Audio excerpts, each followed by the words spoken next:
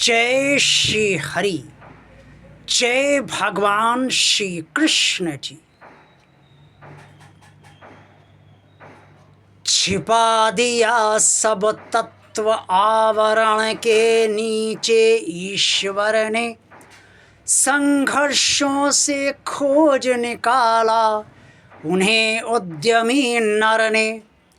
ब्रह्मा से कुछ लिखा भाग्य में मनुज नहीं लाया है, अपना सुख उसने अपने भुजबल से ही पाया है। भगवान और आप चैनल के अत्यंत प्रिय श्रद्धालु भक्तों, ये पंक्तियाँ राष्ट्रीय कवि श्री रामधारी सिंह दिनकर जी की है। इसका अर्थ ये है कि भगवान ने सब कुछ इस शरीर के भीतर और इस प्रकृति के भीतर छिपा दिया है। अब मनुष्य को संघर्ष करना है कि वो अपने शरीर के ताकत को पहचाने, अपने शरीर के भीतर छिपी हुई प्रतिभा को पहचाने और प्रकृति के भीतर छिपे हुए जितनी भी स्थितियाँ परिस्थितियाँ हैं, जितने भी तत्व हैं, उन्हें वो पुरुषार्थ से और संघर्ष करके उन्हें ढूंढ निकाले। ब्रह्मा ने जो लिखा भाग्य में वो लिखा। मनुष्य स्वयं अपने साथ भाग्य नहीं लाया है, ब्रह्मा ने जो लिखा वो लाया है। और मनुष्य ने स्वयं अपना भाग्य रचा ही नहीं है। लेकिन अगर मनुष्य को सुख पाना है तो उसे अपने कड़े पुरुषार्थ से और अपने भुजाओं के बल से ही पाना है। ये इसका अर्थ है। प्रिय श्रद्धालु भक्तों, कई बार ये कहा जाता है कि छलनी में दूध दो और भाग्य को दोष दो। आलस और भाग्य को ही सब कुछ मानने वाले लोग और भाग्य के ही भरोसे रहने वाले लोगों के लिए ही ये पुरानी कहावत आज भी चरितार्थ होती है। बहुत से लोग भाग्य को कुछ नहीं मानते, वो पुरुषार्थी होते हैं, संघर्ष करते हैं। भाग्य में जो होगा देखा जाएगा, भाग्य में जो लिखा है मुझे नहीं पता, क्या पता मेरा क्या वर्तमान है क्या भविष्य है।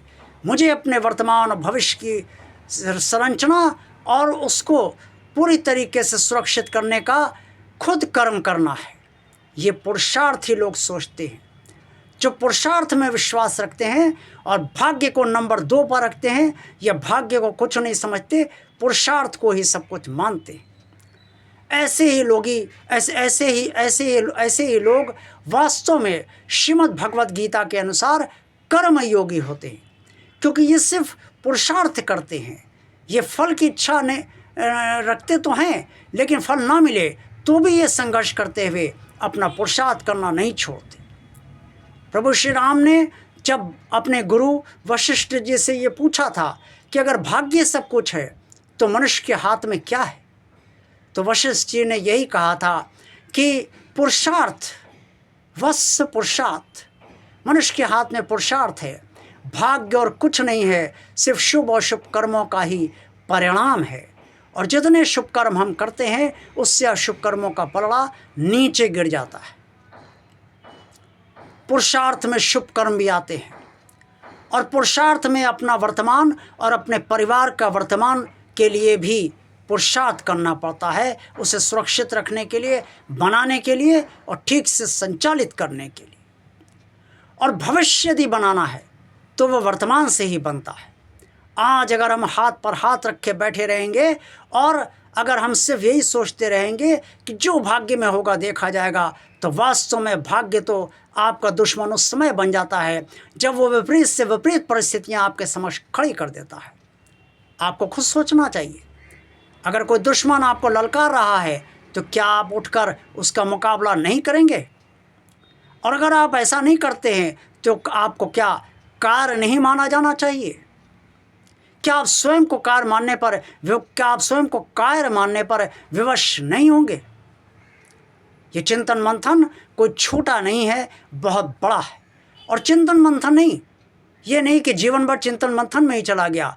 पुरुषार्थ तुरंत करना है। भाग्य चाहे जैसा चल रहा हो, अच्छा चल रहा है तो कोई बात नहीं, बुरा चल रहा है तो उठिए और कस कर अपनी कमर को और कस कर पुरुषार्थ कीजिए और पुरुषार्थ का ही सहारा लीजिए। भाग्य में जो होगा वो देखा जाएगा और भाग्य में जो होगा उसकी परवाह नहीं करनी है। भाग्य को अपना काम करने दीजिए और आप अपना काम कीजिए।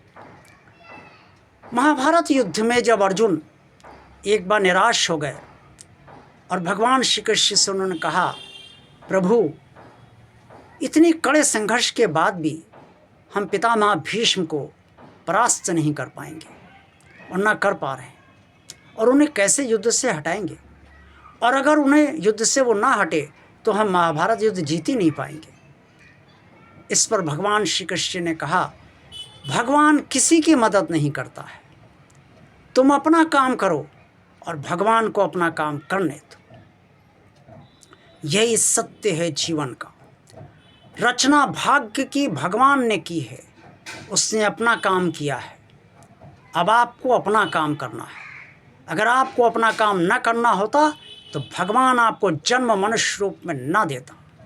उसने मनुष्य रूप में जन्म आपको इसीलिए दिया है कि आप अपना कर्म करें और अपना जीवन, अपना वर्तमान और भविष्य, अपने परिवार के वर्तमान और भविष्य को बेहतर से बेहतर बनाएं।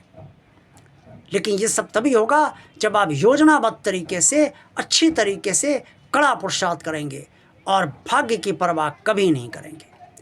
मुझे विश्वास है आज का वीडियो आपको अच्छा अवश्य लगा होगा। आज जिन भगवान आप चैनल जिन श्रद्धालु भक्तों ने भगवान आप चैनल को अभी तक सब्सक्राइब नहीं किया है, वो इसे भगवान का कार्य मानकर सब्सक्राइब अवश्य कर दें। इस चैनल को ज़्यादा से ज़्यादा लोगों को शेयर कीजिए और आज के वीडियो के बारे में अगर आप कुछ कमेंट्स करना चाहते हैं तो कमेंट्स बॉक्स में अवश्य कीजिएगा। देखते रहिए भगवान आप चैनल, आप सबका कल्याण हो। जय श्री हरि, जय श्री भगवान श्री कृष्ण जी।